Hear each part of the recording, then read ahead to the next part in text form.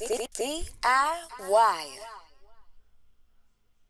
Okay, DIYers. So a story that you guys have been putting on my radar has been a story, and I'm laughing because this is our second take of doing this video. Has been a story about Dody6, which is no laughing matter at all. Man, oh man, I hate to see this, especially with the GNX tour launching off, and it seems like it has a very successful launch. Some of the features, or one of the features, I should say, Dody6, who was on Hey Now, is saying that he is going through some unfortunate circumstances, and that song, quote, that song ain't do shit for him. Now, I think I'm gonna be able to give some perspective as a producer who's been in a situation, who thought after I got some placements, it would change everything. We'll talk about it in just a second. But in this article on Hip Hop DX, written by Marissa Mendez, Kendrick Lamar is being called out by a fellow Los Angeles rapper, Dody6, who was featured on GNX for what he says, for who he says is not checking in on him. Interesting. Dody began a rant on social media on Monday, first revealing that he'd lost his home. Nigga, I lost my home. I'm homeless on Crip. I admit that shit, he said. I fell down. I'm gonna bounce back up though. Watch this. It's all good. Later in the video, he responded to people thinking he should be better off because of his feature on GNX Hey Now.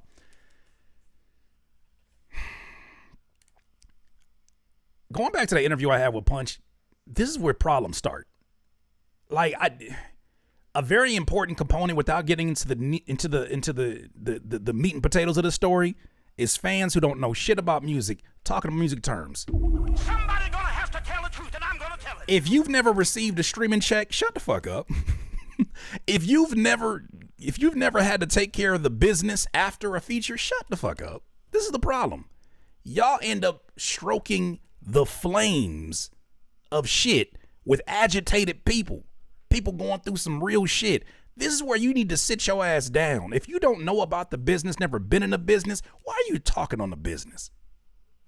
At the same token, I understand why some people may say, why is he sharing the business out here on a public platform? Fair enough, but I still think you need to shut the fuck up.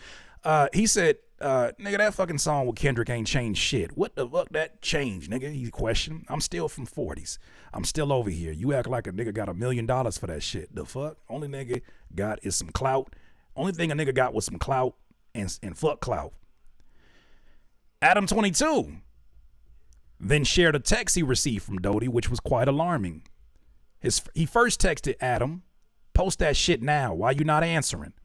When Adam told him he was busy and to just let him know what to tell the people, Dody then said, bro, post I'm on meth. I don't give a fuck. Post Dody is on meth and say K-Dot is a B. Ain't tapping in. Man, oh man. They have an actual video and a tweet of the same thing that we just went over. I'm gonna go ahead and play that and we'll see what's going on. It's an unfortunate situation, bro.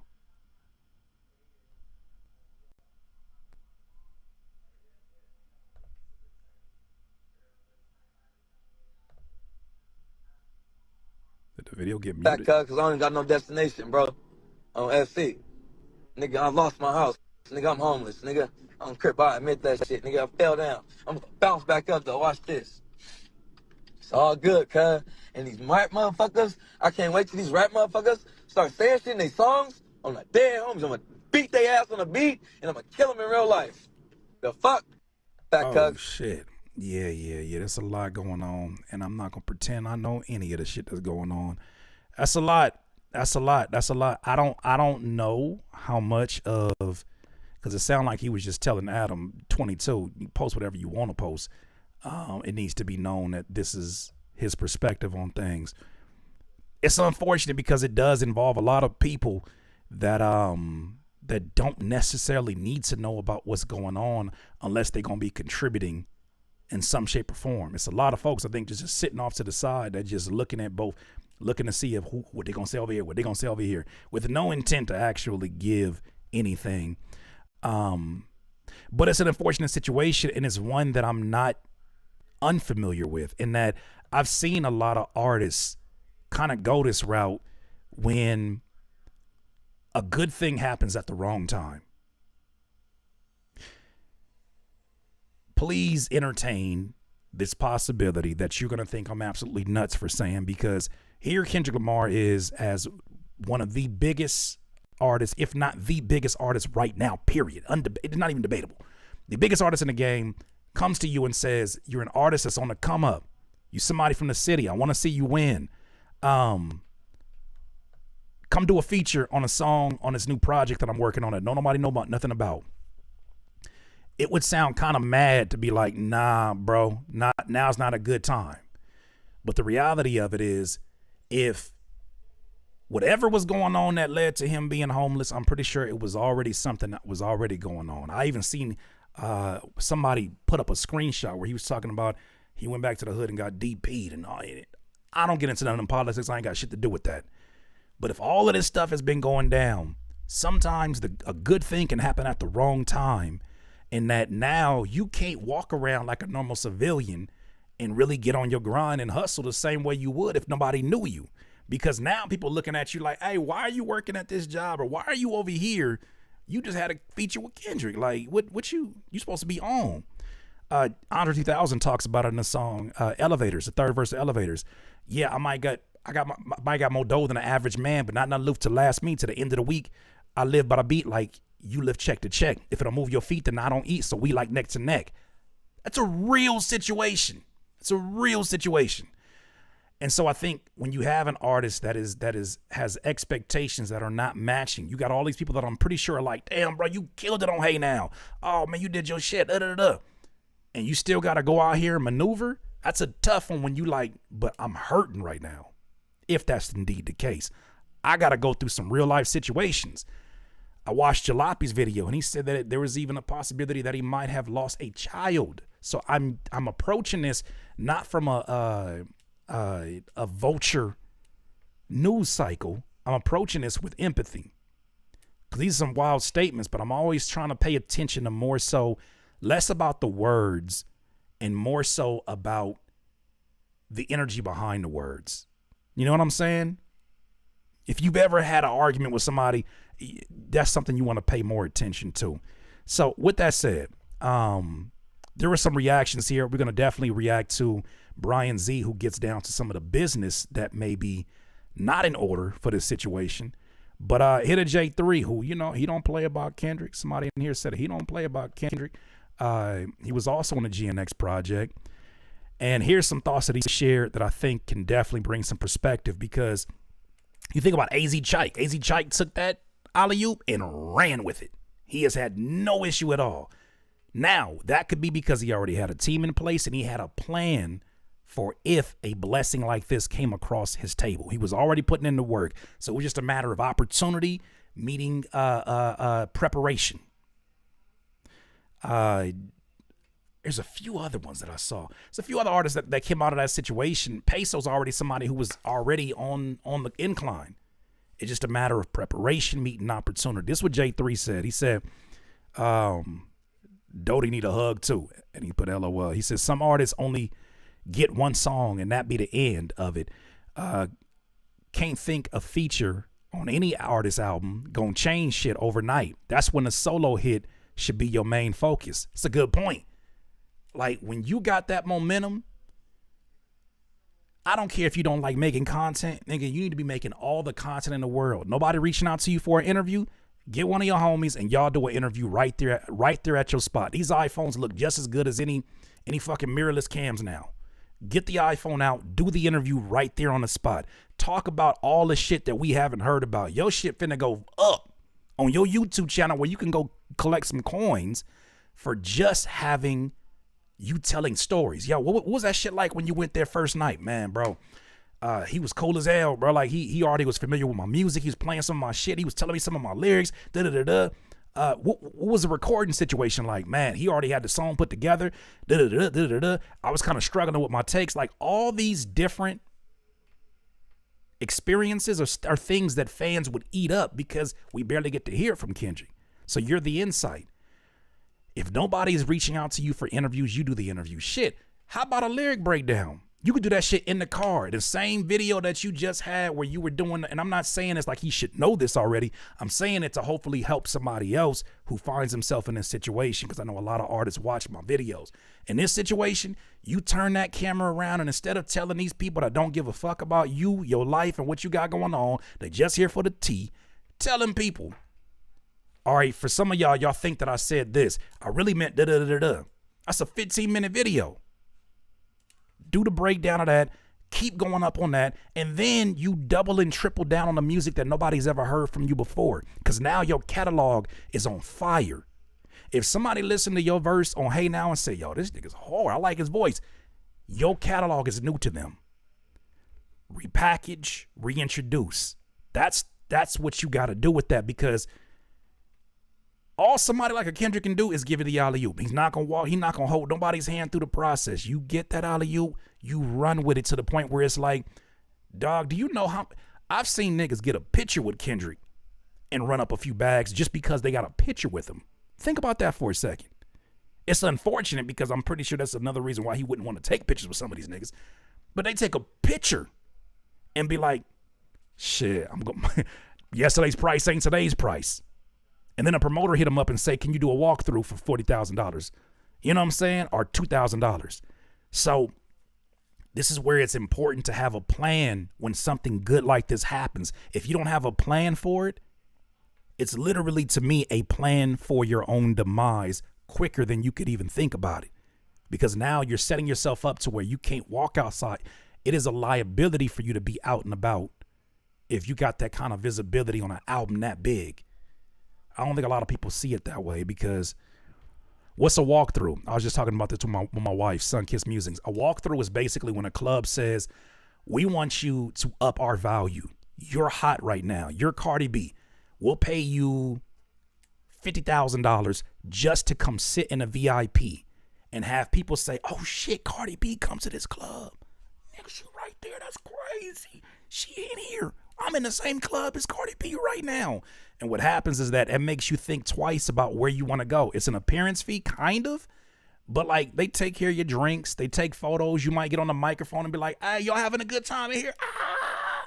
All right, yeah. Make sure you fuck with this promotion company. That's what a walkthrough is. You literally just walk through the venue and people see you and they're like, oh shit, I'm in here clubbing with the same celebrities. It is a marketing tactic. Marketing tactic is what it is.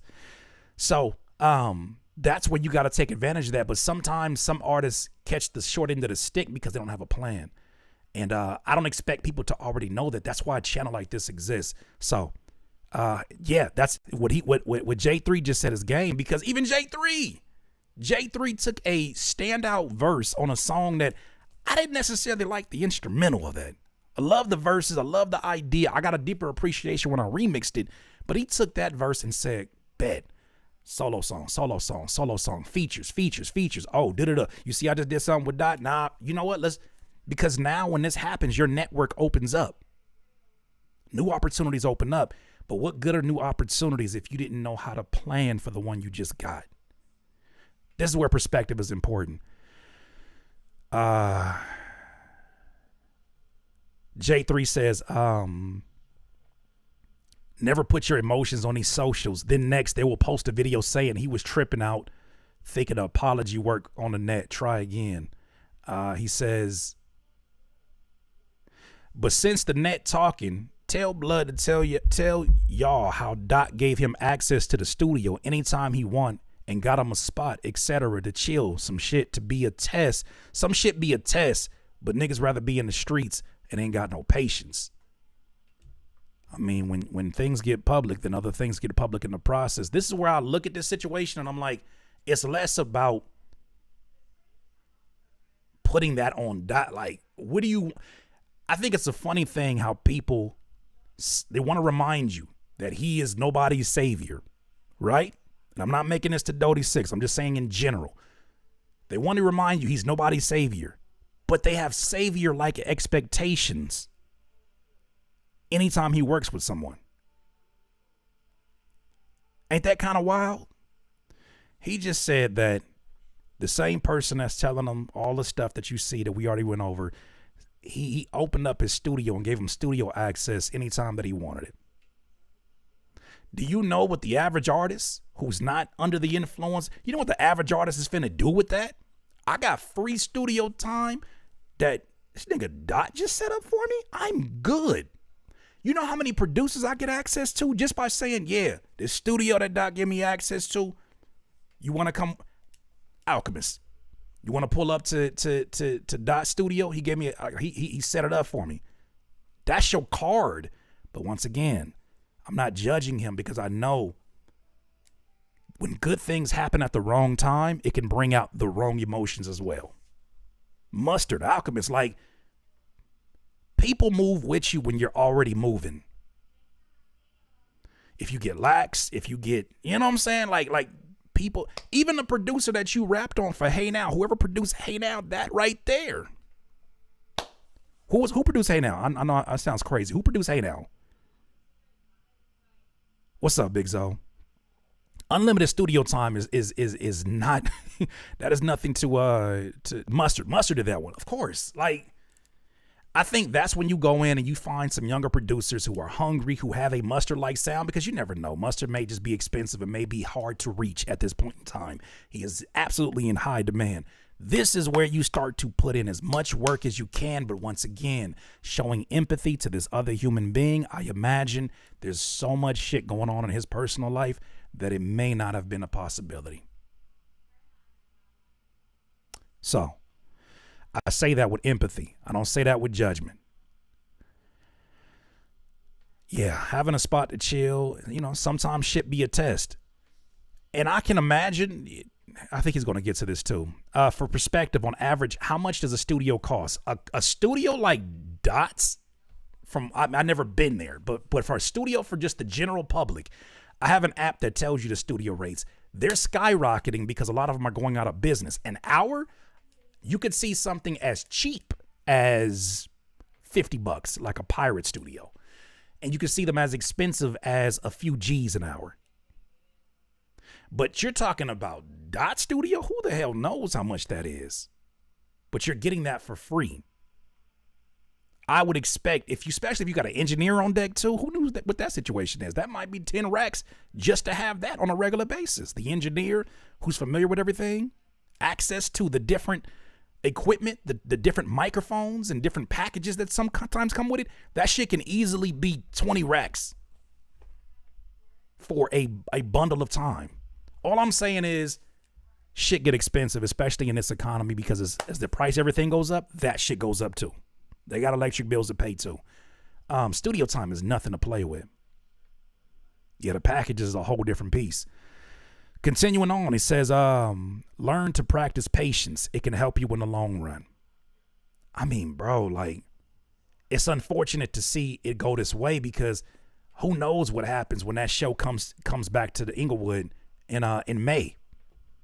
Of course we're doing Hey Now. That's why it's unfortunate that it's like, why are you in touch with Adam 22? Because he ain't finna put no money in your pockets. He not finna give you no forward momentum. He's finna give you instant gratification for sharing that story. Because he's going to post it.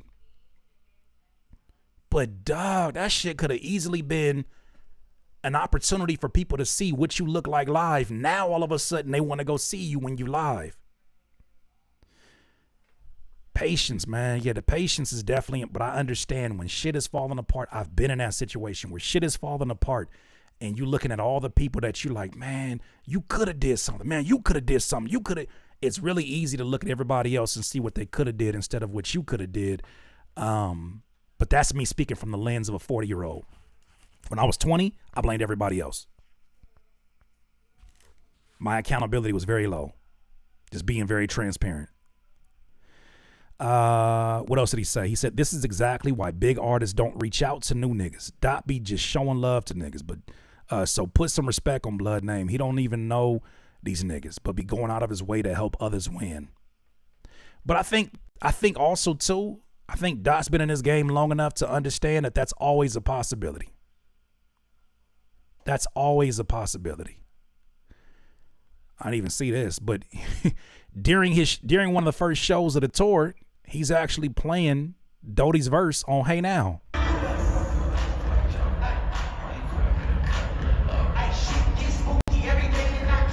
Even had him up there on the Jumbotron.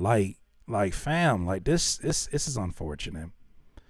This is unfortunate. J3, this I think is the last one. He said, J3 said, I called Dody as soon as I seen him crashing out, and he said he trying to shake shit up. He broke, and I had to respect it because I've been there before, but never blame nobody but myself. Once he mentioned bro name, nothing more to be said. Yeah, that's unfortunate. Well, to get some more perspective, man, you know you always going to get some sound advice from Brian Z, because Brian Z is going to be somebody who's going to always look deeper than the surface. And he started to kind of dig into some of the business. And the only reason I'm even digging into this, because it ain't none of my business, is because of the lesson that it can teach an independent artist that gets a look and don't know what to do with it. I would much rather you be embarrassed that you had to ask than embarrassing yourself because you never asked. You know what I mean? Instead of crashing out and putting this, it's not worth it, because bro, relationships are powerful in this industry. And the wrong situation, the wrong energy with the right relationship could set you back a few years. And bro, it's hard enough just to get in the room. It's hard enough just to get in the room. All right, so he says here, Brian Z, creator of audio. What? Oh my God, why is it escaping me? Audio Mac. He says rapper Dody6 is featured on Kendrick's Hey Now on GNX. The song has garnered 139 million plays on Spotify, which pays what, $4? Earlier today, Dody took to social media claiming that the guest feature hasn't helped him. His publishing setup may be why.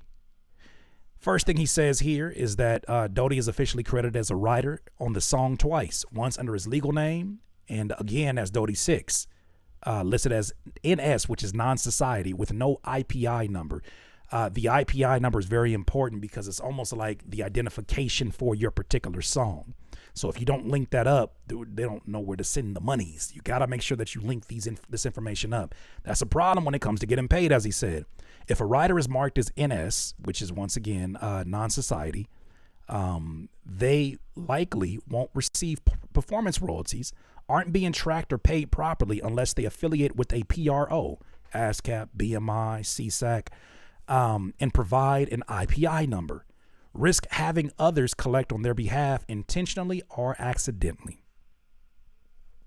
On the mechanical license, MLC site, which tracks mechanical royalties in the U.S., Dody6 is listed without an IPI, which means that you're listed, but you're not listed to a specific song like a Hey Now. That is a responsibility of your admin team. Or shout out to LaRussell. LaRussell said to me when I went to his show backstage, he was like, at least once a month, he don't work on nothing creative, and he just sits there with his admin work because he knows there's multiple streams of income that comes when you do it the right way. A publisher named Tenure Music is claiming 18% in his name. They've publicly promoted him as a client, so it's safe to assume the claim isn't fraudulent. But even if you're credited properly, minor publishing mistakes or missing or incomplete registrations will block your royalties or route your money to someone else entirely. Registrations must be accurate and clean across your PRO, the MLC, and your publishers. Sadly, this happens all the time. A writer uses a stage name on one registration and their legal name on another. Their IPI isn't listed. A publisher files a claim for the wrong split percentage. The result?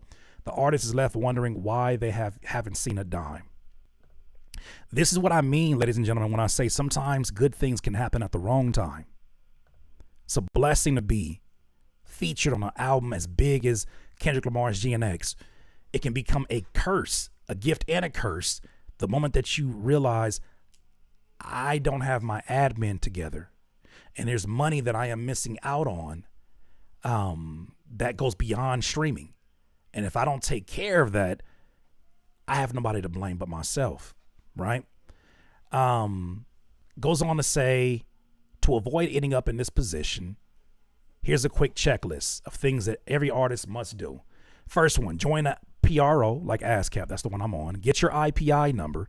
Register every song correctly. Use the same name, info everywhere. Review who's listed as your publisher. Monitor your MLC registration. Ask questions. Now, if I'm somebody that's got, if I'm somebody that's got all kind of shit going on in my personal life, the last thing I'm trying to do is sit up here and fill out some MLC paperwork. If I just lost my home, I'm not about to sit up here. Where am I going to go to a library? So I understand that mentality to a certain degree, which is why I say sometimes the best thing to say is no. I don't got my shit straight. I'm in limbo. I got some things going on. This is where also I gotta tell you this. Some folks' rebellion against something like a Chat GPT is part of the reason why this becomes as overwhelming as it is. This is exactly where you use AI as an artificial assistant. Assisted intelligence. That's where it should be assisted intelligence. That's where you should be able to jump into a Chat GPT and ask very simplistic questions. You know how many times I've sat there in Chat GPT, and I promise it's not going to be a rant about Chat GPT. You know how many times I sat there and I said, I don't know what this shit means. Explain it to me like a fourth grader. And that shit said, imagine you've got a lemonade business and you did it, and then you did it, and then you did it. And I said, good luck. Now I understand it. You know how many times that I said, ask me questions that I need to know. And then once I know them, fill this stuff in so that all I got to do is just tell you what they're asking for and then reference what I already filled in. But I don't expect, if you got all of this shit going on, last thing you want to do is set yourself up for another learning curve. And let me not act like it's that easy for everybody. Technology in general is overwhelming for some people, but I'm just saying, that motherfucker's right there on your phone for free. With that said, though, I, as a producer, have been in a situation where when I first worked with TDE, when I first worked with a few high-profile names, right, I wasn't getting paid because I didn't know what the hell to do with my PRO. And I was too embarrassed because I knew that I was doing business with folks who knew their business. I was too embarrassed to even ask, yo, how do I really properly register this? Because I was looking like, well, should you be doing that with somebody you're doing business? Shouldn't you know that already? Embarrassed. I think I called up my guy, Scott Hutch, who's going to come here on Friday. I think I called him up. I called Arrow up at one point in time to get information on it. And I tried to figure it out, and I still didn't know what I was doing. The reality of it was, I've been in a situation where everybody knows the work that I am doing, and I have not been compensated for it. I've been in that position. A part of you wants to tell the world, I haven't been paid. Da, da, da, da. There's also a strong energy pushing back that doesn't want to admit that it's your fault. It's your fault. It is always your fault. It is always your fault. And even if it's not, even if it isn't your fault, it's your responsibility. Always. All the fucking ways. I didn't know the business. I didn't know that there were so many royalties that I can get from Sound Exchange, from my PRO. I got overwhelmed when I looked at music business information. That book that they say, man, everybody should go get everything you need to know about the music business. I fucking hated that book. That bitch was thick. And it wasn't speaking in a language that I could understand. It made me anxious. Anxiety. This is in the early days before Chat GPT. Now we're in that time, which is leaving us with less and less of an excuse not to get it right, because the thing is, if it's worth turning the camera on and telling the world, it's worth taking an hour, 2 hours to figure it out on your own. But that is the mantra of DIY. And I'm not expecting everyone, but I am exposing that to folks. I've been in that situation where I finally got a placement that was paid with Glasses Malone and Mac 10. But I had accumulated so much debt in between the time of when I got the placement and I got the check, because there was errors with the check with my name, that by the time I got it, I was already in the midst of an eviction with my family. It's really, really easy to start blaming, oh, if you would have paid me this earlier, if you would have, it's really easy to do that. The fact of the matter is, that's the day that I learned that nobody's coming to save me.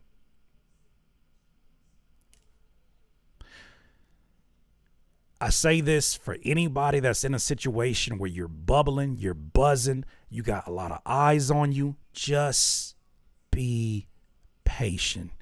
Even when everything seems to be falling apart around you, maybe it's not falling apart for your demise. Maybe it's falling apart for your reset. Maybe what's happening is the best thing to happen so that it never happens again. Like it never happens again. So I don't put all that on Dody6. He's young, and I'm not saying it excuses it.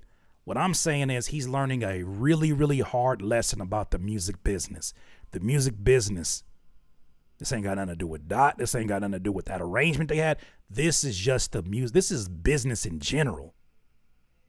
If you don't come in there prepared, somebody's prepared to take care of that preparation for you. But it will not be to your advantage. You get what I'm saying? No, there's not many people that want to see you win more than they want to win themselves. But you got somebody with Dot that said, yo, free studio time. Maybe he did disclose to him he got some shit. Free studio time. Come on in here. At least let's take that expense off your table while you're trying to provide for the family.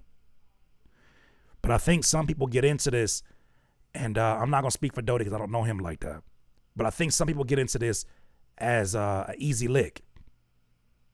And that's where they start to realize, like, it's not music's responsibility to pay your bills. It's your responsibility. It is not music's responsibility to pay your bills. That's your responsibility. And if you're not prepared to do music business, do not enter the business, because they will make a business out of you. And you're going to be left with the short end of the stick. It's just rough. Even for people who know the business, the shit is rough. Mims, we had a reaction where Mims talked about he had all the best lawyers and he knew all the terminology of the contracts. Well, them lawyers knew a whole lot more than he did, and he still came out there with the short end of a stick after negotiating the deal that he thought that he wanted. Because then streaming came out of nowhere. So, use your resources. Don't be afraid to ask questions that may make you look more like an amateur than what you actually want to project yourself as. And dog, like, most times it is the best decision.